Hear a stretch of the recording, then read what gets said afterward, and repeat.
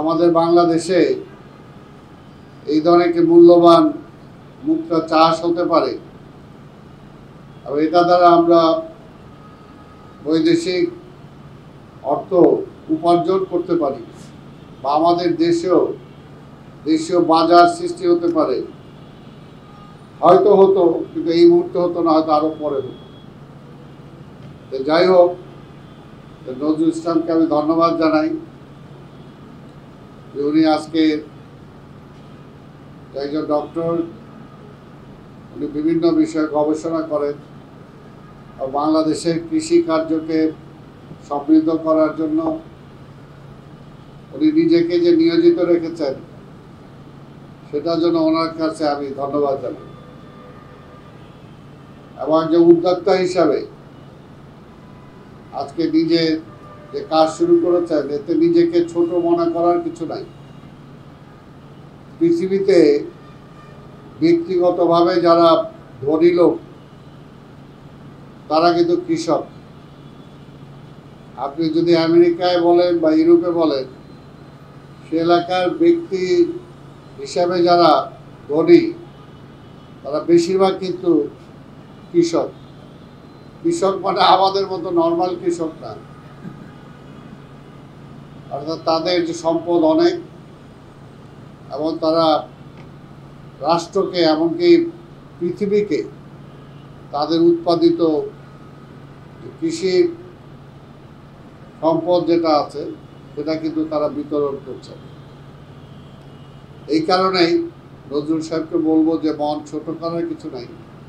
আল্লাহ আপনাকে প্রতিভা দিয়েছেন, সেই প্রতিভাটা এখন এই ধরনের ইয়াং ছেলে মেয়ে যারা আছে, আপনি যদি তাদেরকে আপনার ব্রেন থেকে কিছুটা দিতে পারেন, তাহলে এর দ্বারা তারা উপকৃত হবে, দেশ উপকৃত হবে, পৃথিবী উপকৃত হবে। এবং তোমরা যারা আছো, তোমরা যদি ওনার থেকে কিছুটা গ্রহণ করতে পারো, সেটা তোমাদের কর্মজীবনে, ভবিষ্যৎ জীবনে তোমরা যেরকম শিখতে পারবা, ঠিক তেমনি তোমাদের মাধ্যমে আবার অন্যরাও সেটা গ্রহণ করতে পারবে।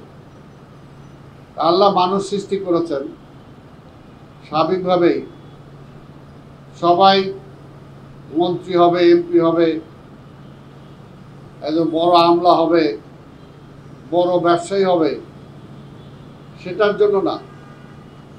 আল্লাহ কিন্তু মানুষ সৃষ্টি করেছেন, যেমনি পৃথিবীটা সৃষ্টি করেছেন, পৃথিবীটাকে ভারসাম্য রক্ষা করার জন্য তিনি পাহাড় পর্বত সমুদ্র বানিয়েছেন,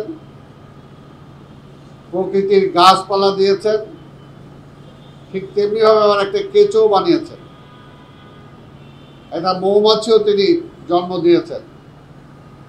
অর্থাৎ সবগুলোরই কিন্তু প্রয়োজন আছে সমাজে, রাষ্ট্রের, পৃথিবীতে। আজকে পৃথিবীর ভারসাম্য অনেক সময় হুমকির সম্মুখীন হয়ে যাচ্ছে। কেন? মানুষ আল্লাহর যে সৃষ্টি সেটার উপর অনেক জায়গায় হাত দিচ্ছে। সেই কারণে পৃথিবী মাঝে মাঝে কিন্তু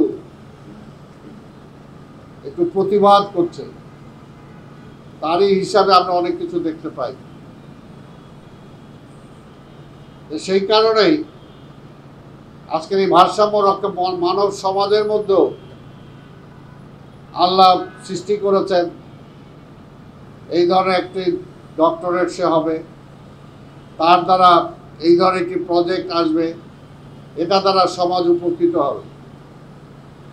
আল্লাহ কাউকে বানাইছে সে রাজনীতি করবে, কেউ কলেজের প্রিন্সিপাল হবে,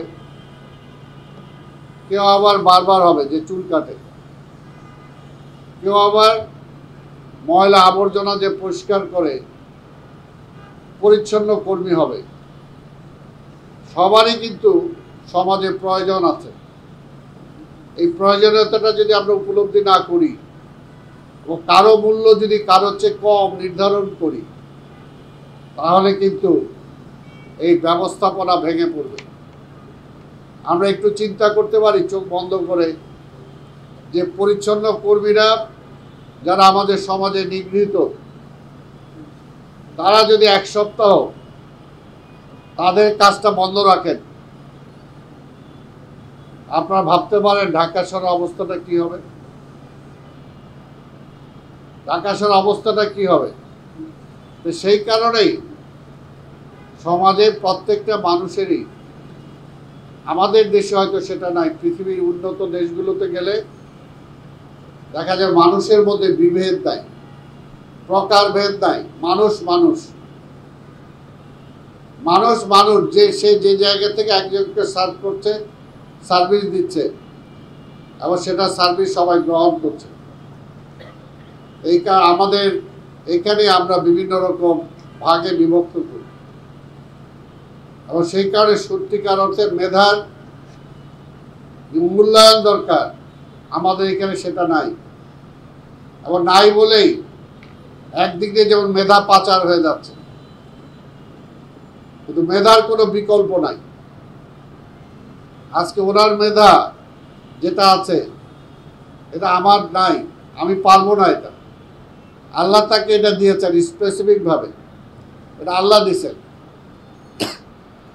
মেধার সৃষ্টি করা যায় না, হয়তো বিকশিত করা যায়, কিছু বাড়ানো যায়, 50 থেকে 60 70 করা যায়, কিন্তু 10 থেকে 100 করা যায় না।